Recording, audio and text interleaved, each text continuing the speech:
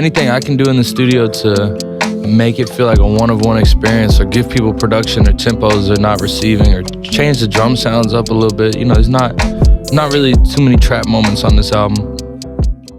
There was a recent interview that he did that talked about the crazy amount of music that comes out, and what does he do about that? But I don't want you guys to listen to it just as a music thing. I want you to listen to it as, okay, there is everybody in my industry. There is everybody doing content. This thing is super oversaturated of whatever I'm doing. So kind of listen to it in that way. And then we'll come back and talk about it. We're in a time where there's so much music coming out that I think, the situation just kind of cheapens music in a natural way. And so anything I can do in the studio to make it feel like a one-of-one experience, or give people production or tempos they're not receiving, or change the drum sounds up a little bit. There's not really too many trap moments on this album.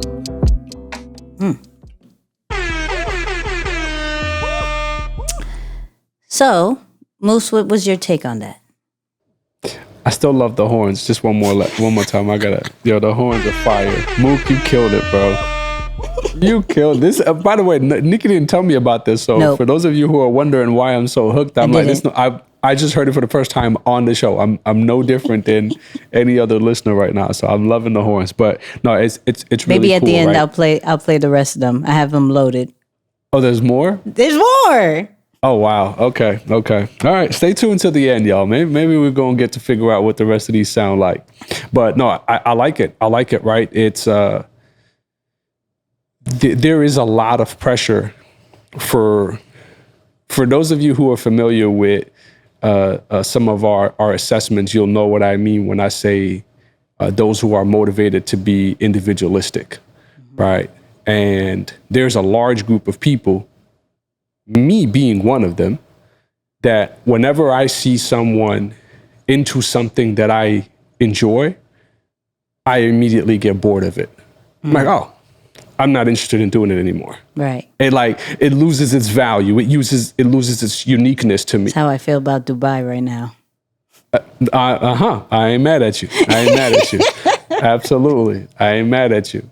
So you can lose almost love for something that you're super passionate and or gifted in, because a lot of people are doing it. Mm-hmm. So I like this approach here, because what it's telling me is that you can just add a little bit something to it in your creative time, in your building phase, so that it does stand out. It's slightly different than the one that's come before it, or than those that are already out there, so that it can keep you in tune with your work.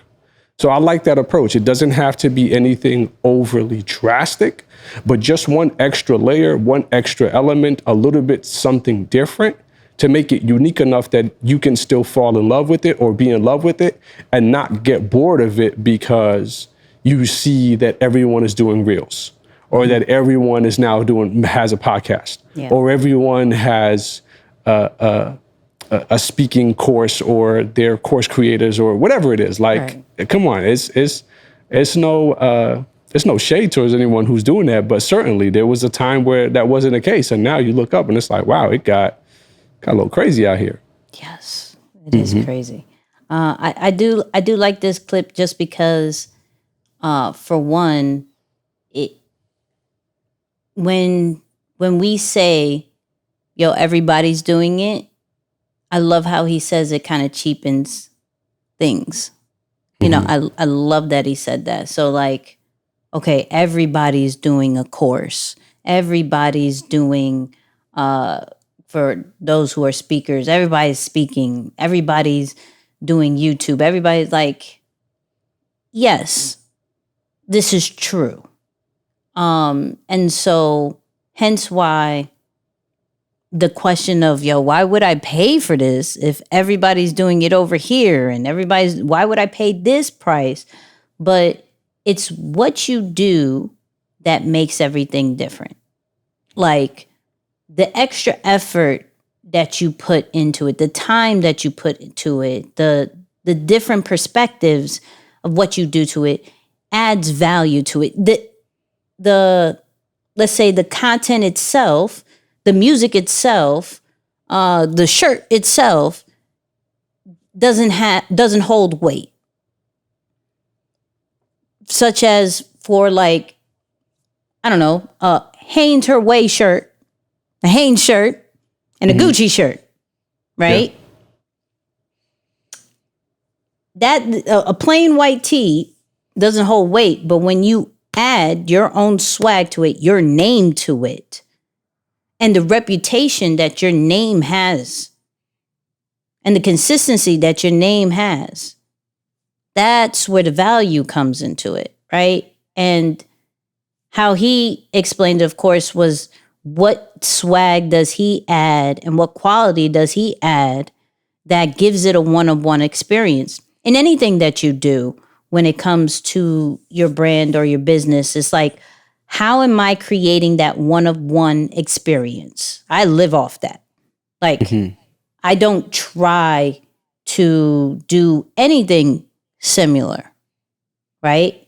The only thing similar that I do is that I create content, that we have a podcast. That's similar, but the format of the podcast, the way we speak on the podcast, the different types of things we bring up, the different ways we brand each other, the different topics we talk about. This is all makes a one-of-one experience that you can't find anywhere else. Now, of course, where you can not become a one-of-one is when you start copying. Yeah. Is when you see, okay, to be successful, I have to do this particular style, and that's not true. The value comes of as unique as you are already. But we don't have the confidence sometimes of our uniqueness. And that takes time, and that takes some, it takes time and practice. Yeah. Yeah. And what we're not understanding is that because we live in such a microwave society, we think that is the results are supposed to come right away. Right. But we can't expect that if we're putting something new into the world. And we have to feel confident enough within ourselves to know, this is going to work. And this is something no one's else seen. And with how Jack Harlow moves, we see that clearly.